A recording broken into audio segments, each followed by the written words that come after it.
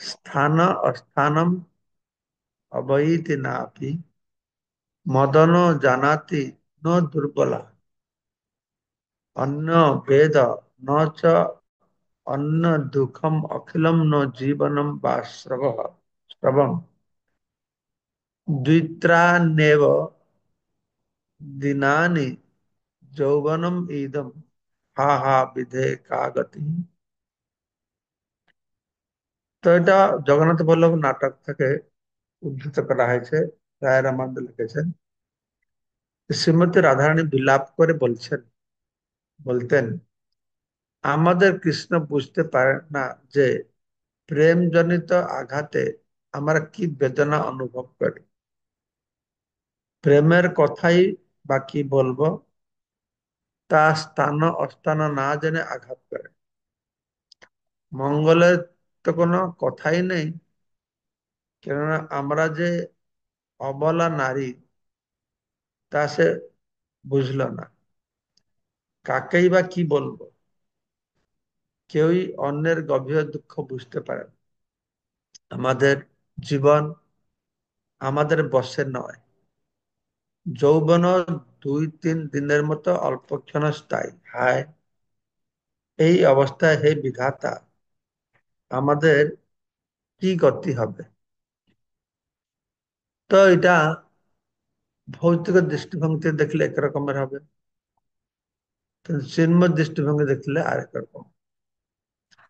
তা রাধারানী বলছেন, কৃষ্ণকে উদ্দেশ্য করে শুধু বলছেন, এটা এটা হচ্ছে চিন্ময়। চিন্ময় অনুভব এবং ভৌতিক অনুভব যদিও বহু পার্থক্য আছে।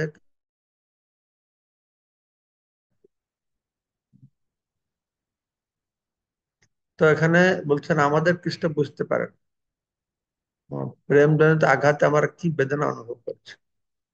ভগবান কৃষ্ণের প্রতি ব্রজগোপিকাদের যে সুনির্মল প্রেম ভাব, তার প্রতি তার চরণকমতে আসক্তি, তো তখন ভগবানের বিরহ তারা অনুভব করতে পারে না, তারা সহ্য করতে পারে না।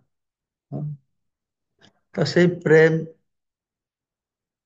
প্রেমের ফাঁদে বলতে হবে ব্রজগোপিকারা পড়েছে, কৃষ্ণ প্রেমের ফাঁদে।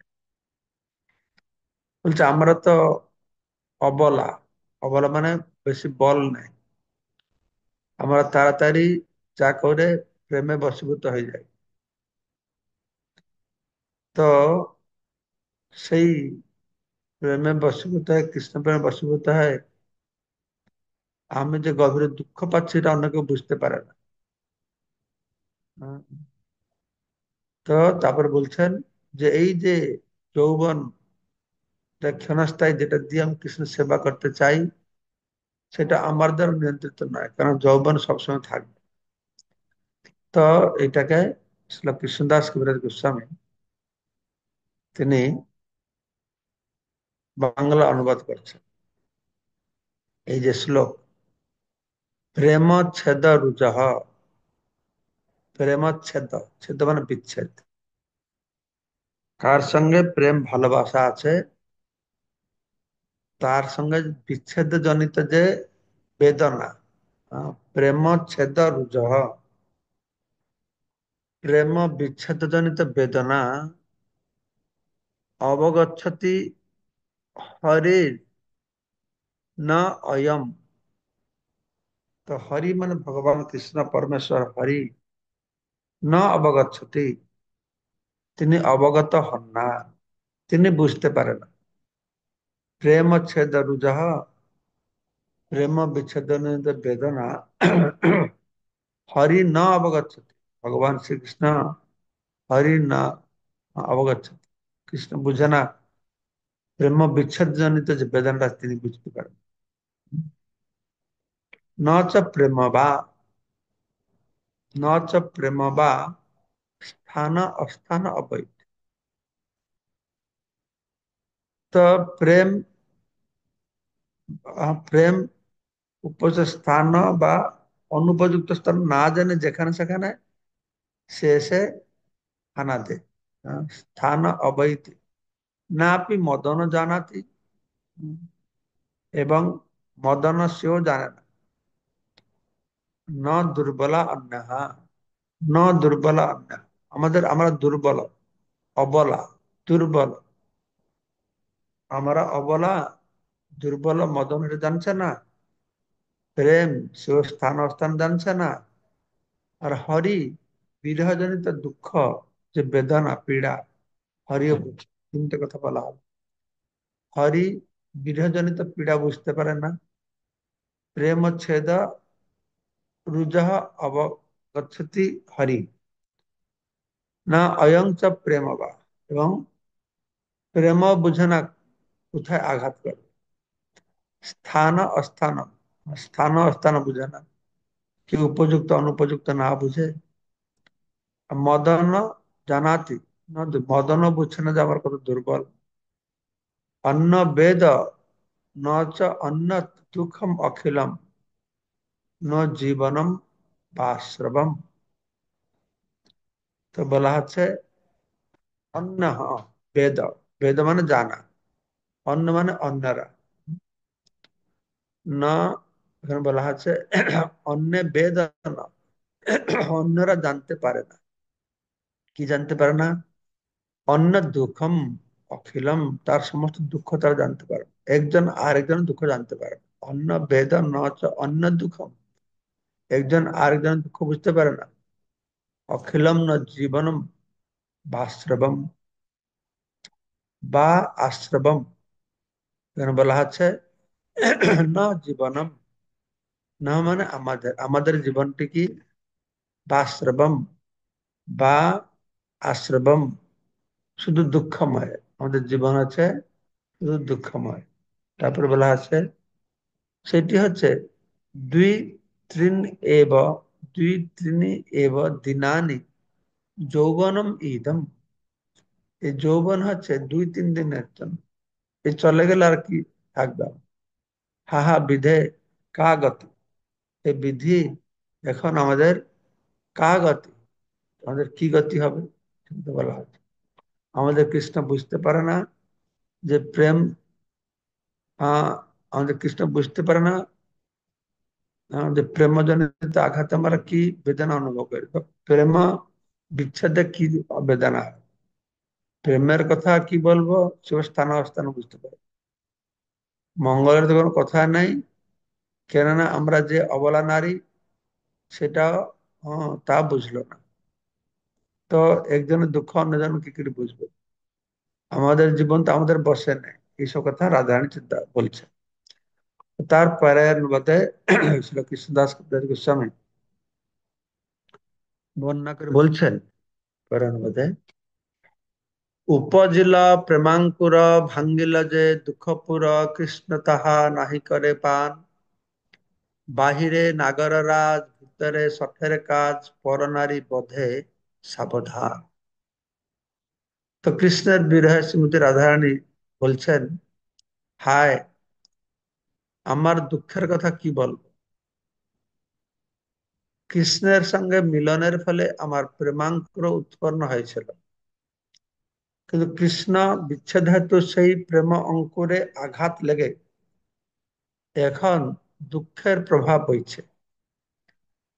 এই রোগের কৃষ্ণই একমাত্র চিকিৎসক, কিন্তু সে এই প্রেমাঙ্কুর রক্ষা করবার কোনো চেষ্টাই করছে না। কৃষ্ণের ব্যবহার কি বলবো, সে বাহিরে অত্যন্ত চিত্তাকর্ষক, নব যৌবন সম্পর্ক, প্রেমিক শিরোমণি, কিন্তু অন্তরে সে হচ্ছে এক মহাপ্রতারক। শুধু পরনারী বধ করতে সে খুব এক্সপার্ট, দক্ষ। উপজিল প্রেমাঙ্কুর, প্রেমের অঙ্কুর হয়েছিল। কার প্রতি প্রেম? না, কৃষ্ণের প্রতি প্রেম উৎপন্ন হয়েছিল। হুম। তো কৃষ্ণের সঙ্গে মিলনের ফলে, রাধারানী বলছে কৃষ্ণের সঙ্গে মিলনের ফলে তার প্রতি প্রেম জাগ্রত হয়েছিল। আর সে বিচ্ছেদ হয়েছে। উপজিল প্রেমাঙ্কুর, প্রেমাঙ্কুর কৃষ্ণের সান্নিধ্যে এসে তার প্রতি প্রেম জাগ্রত হয়েছে। তারপরে কি হয়েছে না, কৃষ্ণের মিলনের ফলে যে প্রেম অঙ্কুর হয়েছিল, তা বিচ্ছেদ হেতু সেই প্রেমাঙ্কুরে আঘাত লেগেছে, হ্যাঁ, এবং দুঃখ প্রভাব হয়েছে। বলা আছে ভাঙ্গিল যে দুঃখ পুর, সেই প্রেম অঙ্কুর আঘাত লেগেছে, ভেঙে গেছে, আর দুঃখ প্রভাব হয়েছে, দুঃখ পুর। কৃষ্ণ তাহা নাহি করে পার। কৃষ্ণ বিচ্ছেদ হেতু কৃষ্ণ তাহা নাহি করে পার।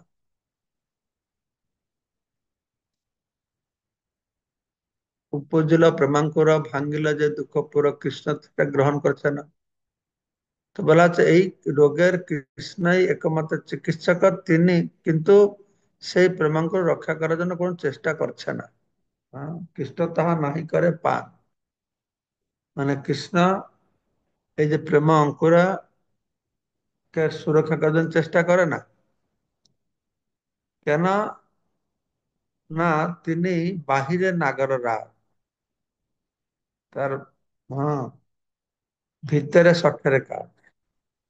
কৃষ্ণের ব্যবহার কি বলবো, সে বাহিরে নাগর রাজ বানিয়েছে, দেখাচ্ছে চিত্ত আকর্ষক, নব যৌবন সম্পন্ন, প্রেমিক শিরোমণি। ভিতরে, ভিতরে হচ্ছে সে সঠের রাজ, সঠ প্রতারক। হ্যাঁ, সেই প্রতারকের একটা রাজা। তার কাজটা কি, পরনারী বধে সাবধান, আর সবসময় পর নারীকে বধ করতে খুব দক্ষ, এক্সপার্ট। সখী হে না বুঝিয়ে বিধির বিধান, সুখ লাগি কইলু প্রীত, হইল দুঃখ বিপরীত, এবে যায় না রহে পরা। কৃষ্ণ বিরহে বিহলিত হয়ে শ্রীমতী রাধারানী প্রলাপ করে বলছেন, হে সখী, এই বিধির বিধান বুঝতে না পেরে সুখের জন্য প্রীতি করেছিলাম, কিন্তু এই দক্ষিণের পক্ষে তা বিপরীত ফল দেখা দিয়েছে। এখন আমার প্রাণ যায় যায় অবস্থা। বলছেন না বুঝিয়ে বিধির বিধান, বিধির বিধান বুঝা বড় মুশকিল। কেন, আমাদের সুখে সুখে থাকবার জন্য সুখ লাগি প্রীতি করেছিলাম, প্রেম অঙ্কুর হয়েছিল, খুব আনন্দ পাচ্ছিলাম। হ্যাঁ, কিন্তু কি হলো, হইল দুঃখ বিপরীত, কারণ বিচ্ছেদ হয়ে গেল, দুঃখ এসে গেল। হ্যাঁ, কিন্তু এই দক্ষিণী পক্ষে তা বিপরীত হয়ে গেল, দেখা দিয়েছে। আর এবে যায় না রহে প্রাণ, এই অবস্থা আমার প্রাণ যায় যায় অবস্থা। কুটিল প্রেমা অজ্ঞান, নাহি জানে স্থানাস্থান, ভালো মন্দ নারে বিচারিতে, ক্রূর শঠের গুণ ডোরে, হাতে গলে বাঁধি মরে, রাখিয়াছে নারী উকাশিতে। তো আমাদের কৃষ্ণ তো এইরকম। আবার প্রেম বলে যে একটি বস্তু আছে, প্রেম বলে যে একটি বস্তু আছে, তার কথাই বার কি বলবো। প্রেম স্বভাবতই কুটিল এবং অজ্ঞান বা অন্ধ, স্থানাস্থান না বুঝে, মন্দ ফলাফল বিচার না করে, সে কৃষ্ণরূপ ক্রূর শঠের গুণরজুতে আমাকে হাতে পায়ে গলায় বেঁধে রেখেছে, এবং আমি তা ছাড়াতে পারছি না। এই হচ্ছে প্রেমরজুর ব্যাপার।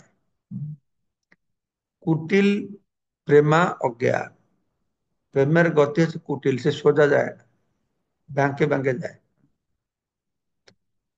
তো প্রেমের, প্রেম বলে একটি বস্তু আছে, আমাদের কৃষ্ণ তো এইরকম। আবার প্রেম বলে যে একটি বস্তু আছে, তার কথা কি বল, প্রেমের কথা কি বলছেন। তো প্রেম হচ্ছে কুটিল, কুটিল প্রেমা অজ্ঞান, তার সে হচ্ছে অজ্ঞান, অন্ধ। তো সেই জন্য সে নাহি জানে স্থানাস্থান, না বুঝে, স্থানাস্থান না বুঝে, মন্দ ফলাফল বিচার না করে, ভালো মন্দ নারে বিচারিতে, ক্রূর শেঠের শঠের গুণ ডরে। এই যে কৃষ্ণ ক্রূর শঠ, তার গুণরূপক রজ্জু দ্বারা আমার হাত আর গলা বেঁধে এখানে রেখে আছে।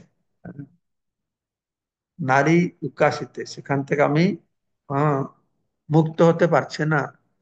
এই কৃষ্ণ প্রেম দড়িতে আমি বাঁধা আছে। যে মদন তনুহীন, পরদ্রোহে পরবিন, পাঁচ বান সন্ধে অনুক্ষণ, অবলার শরীরে বিন্ধি কইল জর জরে, দুঃখ দে নালয় জীবন। আর এই প্রীতিকার্যে কে সাহায্য করছে?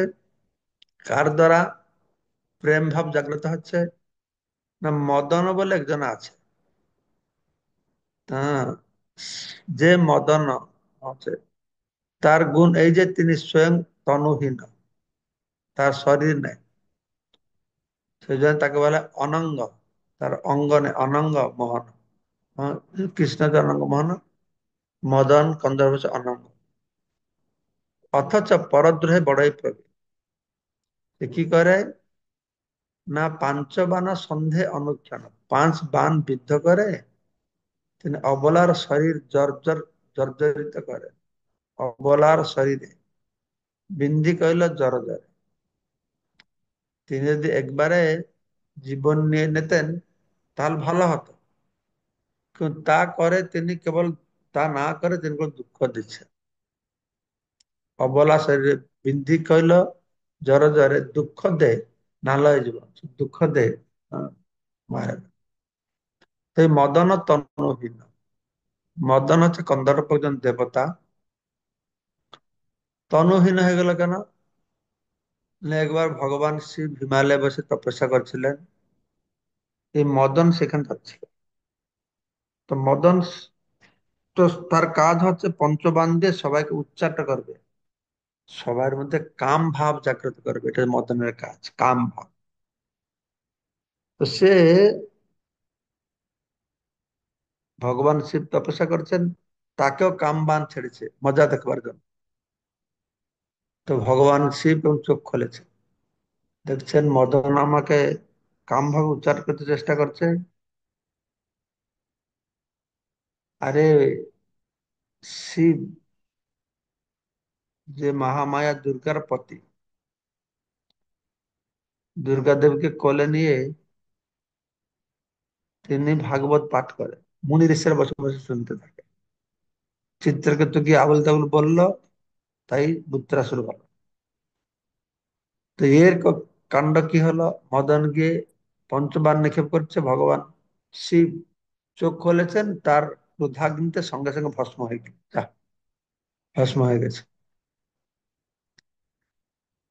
তারপরে রতি দেবী এসে আবার প্রার্থনা করে, মদনকে বাঁচিয়েছেন, কিন্তু তার কোনো শরীর নাই, শরীর ফেরত পায় না।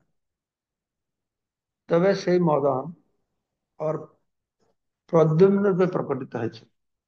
আসলে প্রদ্যুম্ন হচ্ছে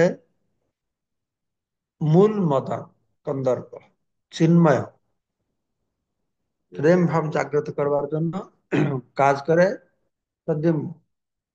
সেই প্রদ্যুম্ন দেবতা হয়ে প্রকট হয়েছেন জীবের মধ্যে কাম ভাব জাগ্রত করাবার জন্য। তো তাকে অনঙ্গ ন অঙ্গ, তার শরীর নেই এইভাবে। সেজন্য বলা আছে যে মদন তনুহীন, এই কন্দর্প তার শরীর নেই। আর সে কি করছে? পরদ্রোহে পরবিদ, সে পরদ্রোহে বড়ই এক্সপার্ট। কিভাবে দ্রোহ করে? না, পাঞ্চবান সন্ধে অনুচ্ছেদ, পঞ্চবান কামবানকে উম, সে সব সময় রূপ রস গন্ধ শব্দ স্পর্শ এসব ভোগ করবার বান সে কি করে? নিক্ষেপ করে, আর জীবের মধ্যে কামনা বাসনা জাগ্রত করায়। করে কি করে? কামবান কোথায় করে নিক্ষেপ করে? অবলার শরীরে বৃদ্ধি করলে আমাদেরকে আরো উচ্চাট করাচ্ছে। এই হচ্ছে অবস্থা। অন্যের যে ଦୁଃଖ ମନେ ଅନ୍ୟ ତାହା ନାହିଁ ଜାନେ, ସତ୍ୟ ଏଇ ଶାସ୍ତ୍ରରେ ବିଚାରେ। অন্য জন কাহা লেখি, না জানাই প্রাণ সখী, যাতে কহে ধৈর্য, তাতে কহে ধৈর্য ধরিবারে। শাস্ত্রে বলেন যে একের দুঃখ অন্য জানতে পারে না, অন্যের যে দুঃখ মনে অন্য তাহা নাহি জানে। শাস্ত্রে বলছে সত্যই শাস্ত্রের বিচার, শাস্ত্র বিচার অনুসারে একের দুঃখ অন্য জানতে পারে না। আর অন্য জানতে পারে না সে বিষয়ে কি বলবো, এই সম্বন্ধে অপরের কথা কি বলবো। আমার যারা প্রাণসখী ললিতা বিশাখা আদি, তারাও আমরা দুঃখ বুঝতে পারছে না। অন্যজন কাহা লিখি, না জানায় প্রাণসখী, অন্য লোকদের কথা কি বলবো। আর প্রাণসখী ললিতা বিশাখা তারাও জানছে না। কি করে তারা জানছে না বলে কেন রাধারানী বলছে, তারা রাধারানীকে বুঝাচ্ছে, রাধারানী তুমি ধৈর্য ধরো, এ করো সে করো, হ্যাঁ বুঝাচ্ছে তো। তো রাধারানী বলছেন যে আমি দুঃখ পাচ্ছি, তোমরা তো সেটা বুঝতে পারছো না, তাই আমাকে ধৈর্য ধরতে বলছো। হে সখী ধৈর্য ধর, এই কথা বারবার বলতে থাকছে কারা, ললিতা বিশাখা যার প্রাণ সখী। রাধারানী বলছেন যে অন্যরা কি জানবে, যে প্রাণ সখী যে এও জানে না, ললিতা বিশাখা তারাও জানে না। কৃষ্ণ কৃপা পারাবার, কভু করিবে না অঙ্গীকার, সখী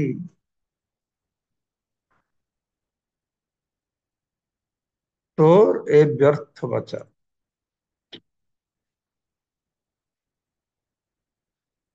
জীবের জীবন চঞ্চল, যেন পদ্মপত্রের জল, ততদিন জীবে কোন জন। তো রাধারানী বলছেন যে কৃষ্ণ কৃপা পারাবার, করিবেন অঙ্গীকার। তো এই সমস্ত কথা বলে আমার প্রাণসখিয়া বুঝাচ্ছে ধৈর্য ধরো, কৃষ্ণ অবশ্যই তোমাকে স্বীকার করবেন, গ্রহণ করবেন। হ্যাঁ। রাধারানী বলছেন সখী তুমি যে কথা বলছো এটা ব্যর্থ তোমার।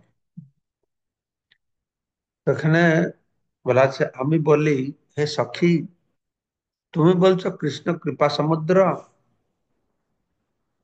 কখনো না কখনো তোমাকে অঙ্গীকার করবে। তোমার এই কথা কিন্তু আমাকে সান্ত্বনা দিতে পারে না, সখী এ ব্যর্থ। তুমি এই কথাটা যে বুঝাচ্ছ এটা ব্যর্থ কারণে এতে আমি সান্ত্বনা পাবো না। কেন না, কারণ এই জীবন পদ্ম পাতার জলের মতন চঞ্চল।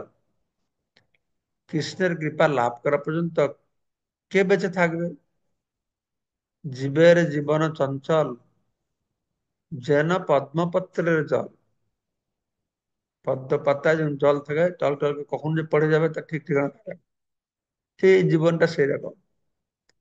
তো ততদিন জীবে কোন জন, কবে কৃষ্ণ অঙ্গীকার করবে, ততদিন কি বসে থাকবো। আমার জীবনটা তো যে কোনো সময় চলে যাবে, যৌবন যে কোনো সময় চলে যাবে, আমি কৃষ্ণকে কি করে পাবো, সেবা করবো।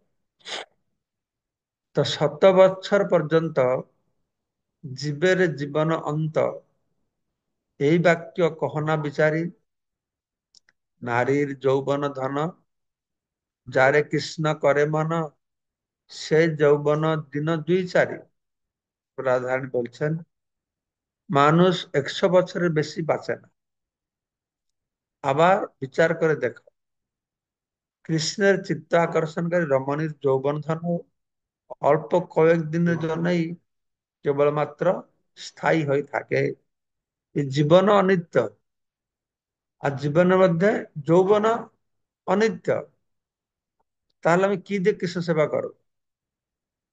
অগ্নি জ্বলছে নিজ ধাম, দেখাইয়া অবিরাম, পতঙ্গিরে আকর্ষি আমারে, কৃষ্ণ ইচ্ছা নিজ গুণ, দেখাইয়া হরে মন, আছে দুঃখ সমুদ্রেতে ভাবে, দুঃখ সমুদ্রে ভাবে। তো বলছেন যে তুমি যদি বলো যে কৃষ্ণ হচ্ছে অপ্রাকৃত গুণের সমুদ্র স্বরূপ, এবং কোন এক সময় অবশ্যই কৃপা করবে, তাহলে আমি বলি শোনো। কি না, অগ্নি যেমন নিজের আলোক দেখিয়ে পতঙ্গীদের আকর্ষণ করে মেরে ফেলে, কৃষ্ণ গুণও তেমনই গুণের চাকচকি দেখিয়ে নারীদের মন আকর্ষণ করে তাদের বিচ্ছেদের উপর দুঃখ সমুদ্রে ডুবিয়ে দেয়। অগ্নি যেছে নিজ ধাম দেখাইয়া অবিরাম পতঙ্গিরে আকর্ষিয়া মারে।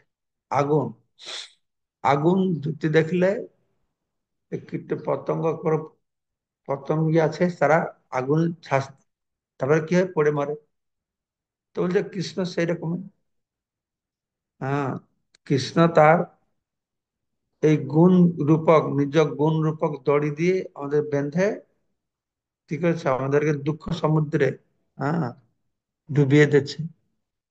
এতক প্রলাপ করি বিষাদে শ্রী গৌরহরি, উঘাড়িয়া দুঃখের কপাট, ভাবের তরঙ্গ বলে নানা রূপে মন চলে, আর এক শ্লোক কইল পাঠ।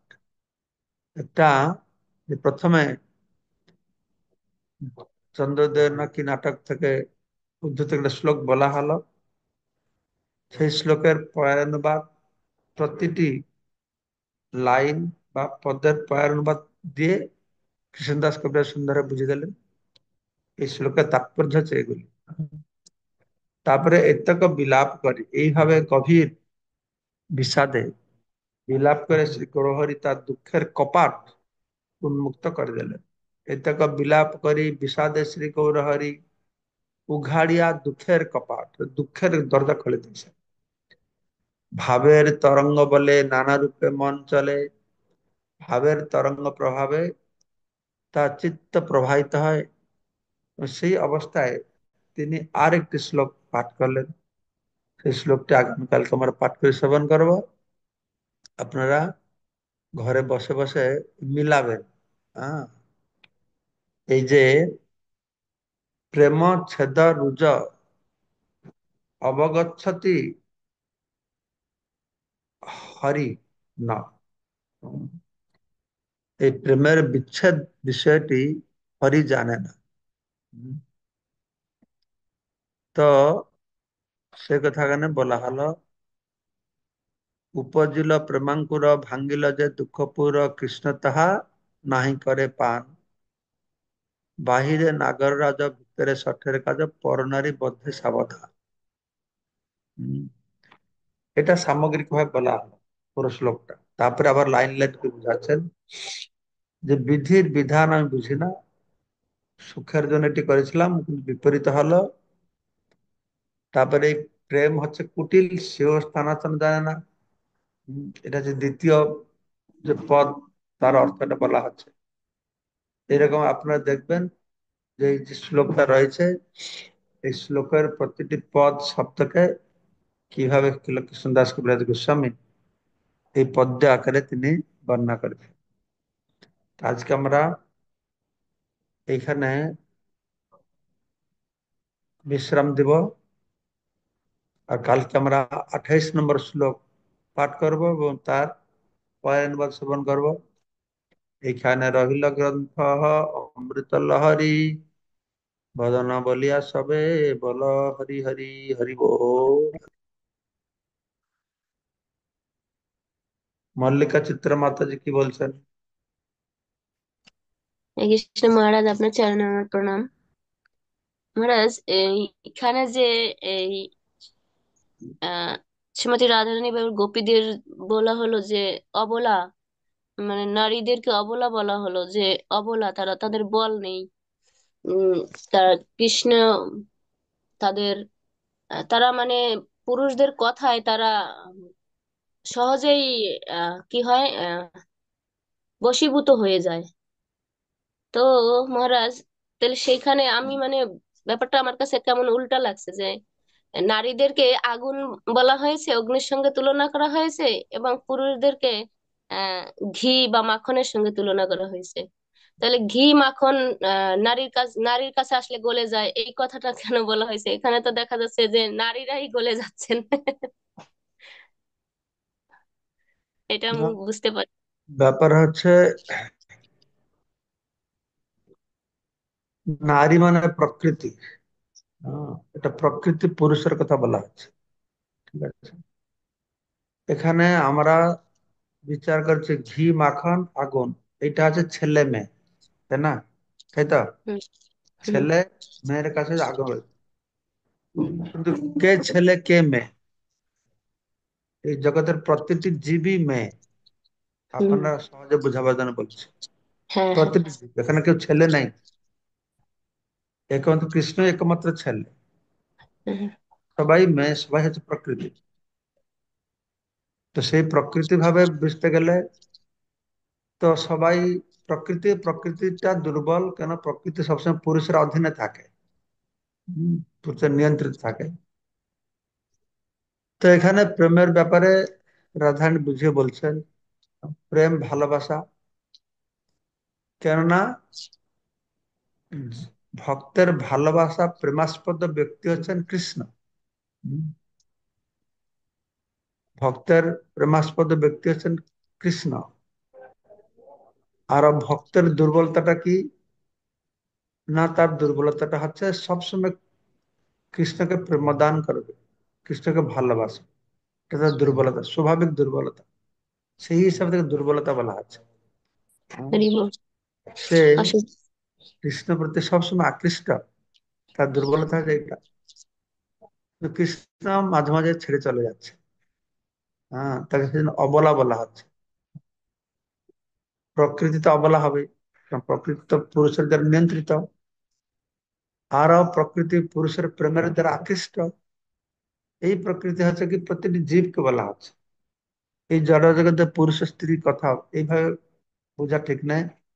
পুরুষ স্ত্রীর কথা বুঝা হয় যে মাখন গলে যাবে আগুন, সে দৃষ্টান্ত ঠিক আছে, বুঝতে পেরেছো? আমাদের জড় জগৎ পুরুষ স্ত্রীর কথা বিচার করবে, কিন্তু আধ্যাত্মিক জগতে সেটা উল্টা, ঠিক আছে?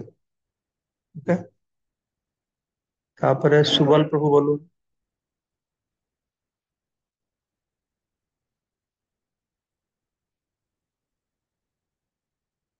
ওকে আনমিউট আনমিউট করুন। করেন, আনমিউট করে বলেন।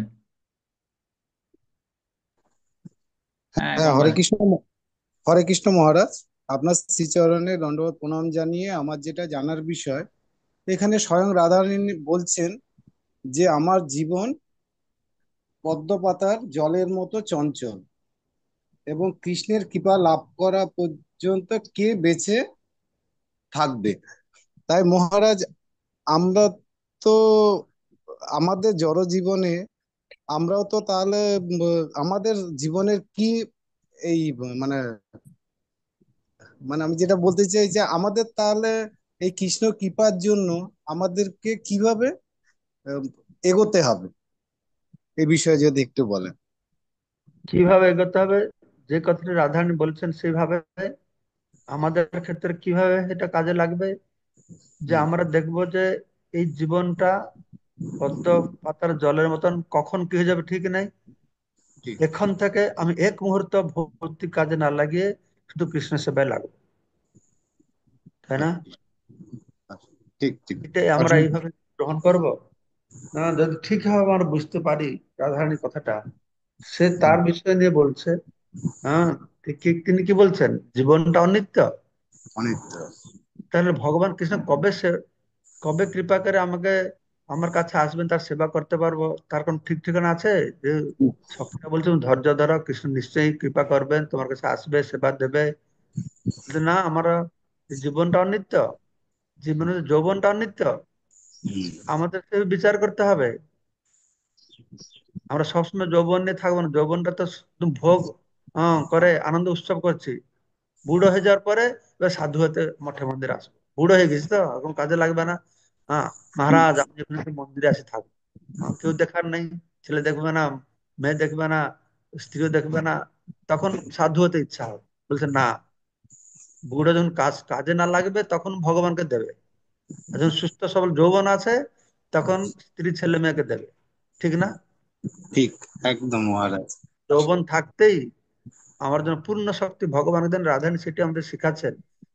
তার সেটা ক্ষোভ ঠিক। যে যখন আমার যৌবন আছে তখন যে কৃষ্ণ সেবা না করতে পারবো। যৌবন তো অনিত্য, আর জীবনটা, মনুষ্য জীবনটা অনিত্য। হম। ঠিক। জীবন অনিত্য জানহ সার তাহে নানাবিধ, হ্যাঁ, দুঃখের ভার এসব আছে না। এইসব কথাই, এই এই কথার মধ্যে অনেক বিষয় আছে। রানী তার দৃষ্টিভঙ্গি তার ভিত্তিতে বলেছেন, সেটাকে আমরা আমাদের ভিত্তিতে কিভাবে গ্রহণ করব, যেটাকে আমাদের ভক্তি জীবনে সাহায্য করবে। ঠিক না? ঠিক। ঠিক। মঙ্গলময় প্রভু। অসংখ্য ধন্যবাদ মহারাজ। হরে কৃষ্ণ মহারাজ, দণ্ডবত প্রণাম মহারাজ। মহারাজ, এই 27 নম্বর শ্লোকের আহ, যে শ্লোকার্থ, এভাবেই গভীর বিষাদে বিলাপ করে শ্রী গৌরহরি তাঁর দুঃখের কপাট উন্মুক্ত করলেন। তাহলে এই যে কথাগুলো সবই কি মহাপ্রভু নিজে বলছেন মহারাজ? মহাপ্রভু কথা বলেছেন, সেই ভাব, সেটার বিদগ্ধ মাধ্যমে বর্ণনা করা হয়েছে, বা কোনটা বইতে বর্ণনা করা, সেখান থেকে কৃষ্ণদাস কবিরাজ হোসেন তুলে ধরেছেন। তুলে সেটাকে তিনি পয়ের অনুবাদে বর্ণনা করে বলছেন। মহারাজ, এই যে বিধির বিধানের কথা বলা হয়েছে মহারাজ, সখী হে না বুঝে বিধির বিধান, বিধির বিধানটা কি মহারাজ? বিধি মানে কি? বিধি মানে ব্রহ্মা। বিধি মানে যে সবকিছু নিয়ন্ত্রণ করে। বিধি মানে আমার কপাল, আমার কপালে যা আছে তা পাবো। বিধির বিধান বোঝা বড় মুশকিল, কি হবে পর মুহূর্তে আমরা জানি না। এসবকে নিয়ে বলছেন যে বিধান দে, সে হচ্ছে বিধি। তো আমার কি বিধান আছে পরের মুহূর্তে আমি জানি না এখন। এটা বিধির কাজ সেটার। বিধি যে নিয়ন্ত্রণ করছে, কর্মফল আমাদেরকে দিচ্ছে, এই সমস্ত নিয়ে বিধি আর কি। এটা কি ব্রহ্মা নিয়ন্ত্রণ করছেন মহারাজ, না তাহলে বিধিটা কি হচ্ছে মহারাজ? ব্রহ্মাকেও বিধি বলে। ব্রহ্মা তো ভগবান দ্বারা নিয়ন্ত্রিত, ভগবান হচ্ছেন আসল বিধি। তিনি কাকে কিভাবে ঘুরাবে আমরা জানি না। আমার কর্মফল প্রদান করেন তিনি। ভ্রামায়ণ সর্বভূতানি যন্ত্রণানি মায়া। সেটা আমার কর্মফলের উপর নির্ভর করে। কর্মফল অনুসারে কখন কি হবে, ভগবান কি দেবে কি নাই, এসব কিছু আমরা জানা নেই বলছে। ঠিক আছে, তাহলে সবাইকে অশেষ ধন্যবাদ আজকের এই অনুষ্ঠান যোগদান করবার জন্য। বাঞ্ছা কল্পতরুভ্যশ্চ কৃপা সিন্ধুভ্যেব চ পতিতানাং পাবনেভ্যো বৈষ্ণবেভ্যো নমো বৈষ্ণবেভ্যো। নমঃ। पावनेभ्यो वैष्णवेभ्यो नमो नमः। प्रिय वैष्णव नमो नमः। हरे कृष्ण महाराज, दंडवत प्रणाम। जय श्रील प्रभुपाद की जय।